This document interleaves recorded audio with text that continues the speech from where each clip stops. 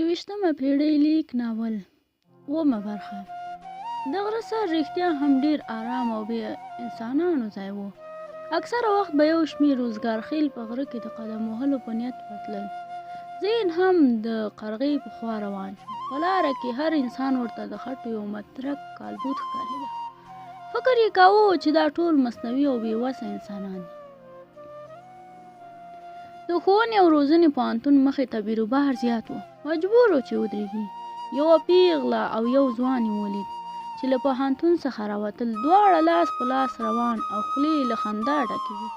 دی له ځانه سره وویل داسې موږ هم وو، ولې اوس هېڅ. د لارې له خلاصېدو وروسته پوه نه شو چې څنګه د قرغې لارې ته ورسېد. خو د پولیسو له تالاشۍ سره نږدې یو ځوان او ښایسته سوالګره ولیده. د هغې په سترګو کې اوښکې ځلېدې. کله چې له خوا تېرېده له اسویلي سره یو ځای وویل دا تر ټولو لویه دروغجنه او مکاره ده. د غره بیخ ته ورست. موټر یې ودراوه او د غره په طرف یې منډه کړه لکه څوک چې ترې تښتي او یا هم غله ورپسې وي. ساه نیولی د غره نیمایي ته ورسېد. اسمان ته یې وکتل لکه له اسمانه چې د ناستې اجازه اخلي. یو لوی ډبرې ته یې تکیه ووهله. له خاموشۍ جهان نسکور دی.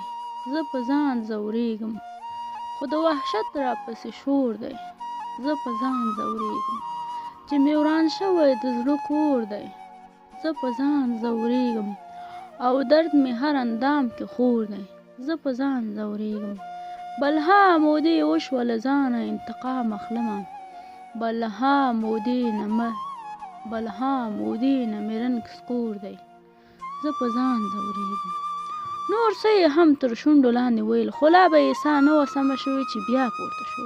له ډېرو درنو فکرونو او دردونو سره یو ځای د غره سر ته پورته شو. د غره پر سر ودرېد او اسمان ته یې پورته وکتل لکه اسمان چې ګیله کوي او زړه له تله چیغې ووهلې. د غره پر سر یوه شېبه د لمر شغلو ته اوږد وغځېده. له سترګو یې بېواره اوښکې روانې وې. د یادښتونو کتابچه یې پرانیسته. پکې لیکل شوي وه مینه په نړۍ کې تر ټولو غښتلی احساس دی. مینه د عواطفو هغه آهنګ دی چې ما حس کړی. مینه هغه ساه ده چې که نه وي ښایي مړ شم. مینه د زینو هغه غږ دی که نه وي ښایي نشت شم. مینه د زینو د نظر هغه ګرمي ده که نه وي له یخنۍ به کنګل شم. مینه د زینو د خندا هغه شمال دی چې اړتیا ورته لرم. مینه زینو ده. زینو مینه ده او مینه. کتابچه یې لرې ګوزار کړه. له ځان سره یې وویل دا څومره لوی روغ مې لیکلي. مینه تر ټولو کمزوری احساس ده. مینه د نفرتونو هغه آهنګ ده چې ما اوس حس کړه. مینه هغه ساه ده چې په نشتون کې هم ژوندی یم. مینه د زینو هغه د غږ شمال ده چې نشته او زه یم. مینه د زینو د نظر هغه ګرمي ده چې هغه نشته خو زه کنګل نه شوم. مینه د زینو د خندا هغه شمال دی چې اړتیا ورته نه لرم. مینه زینو نه ده نه زینو مینه ده. هیڅوک د چا له غمه نه مري.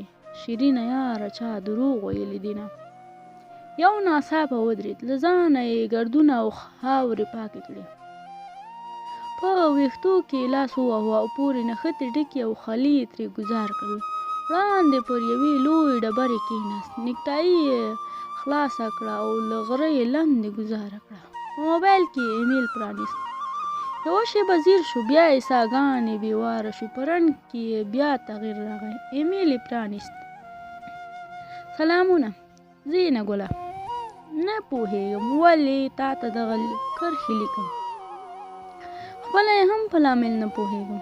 کیدای شي د دې لپاره چې د زړه درد پرې راسپک کړم یا هم کیدای شي چې تا مې له درده په ډک ژوند خبروم. په هر حال لامل یې ماته هم نه دی روښانه خو نن مې بیا هم بوخته او اوږده ورځ درلوده.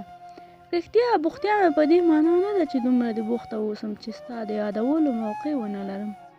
ته چې هر څه فکر کوې کوه خو د هېرولو لپاره مې د ډېرې لارې ولټولې مګر په یو کې هم کامیابه نه شوم.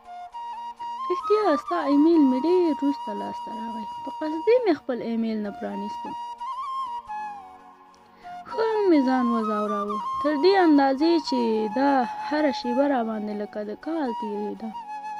خو چې ایمیل مې پرانیست او ستا پر ایمیل مې سترګې ولګېدې، په وجود کې مې ساه وچلېده، روح مې غځونې وکړ او یوه شېبه ارامه شوم. اوږده شېبه مې ستا ایمیل نه پرانیست. له دغې تلوسې مې خوند اخیست. ما هم ستا ایمیل ستا په څېر څو ځله ولوست. ما ته پکې ستا څېره ښکارېده او په هر ځل چې به مې لوست ما ته به ستا د درد احساس کېده.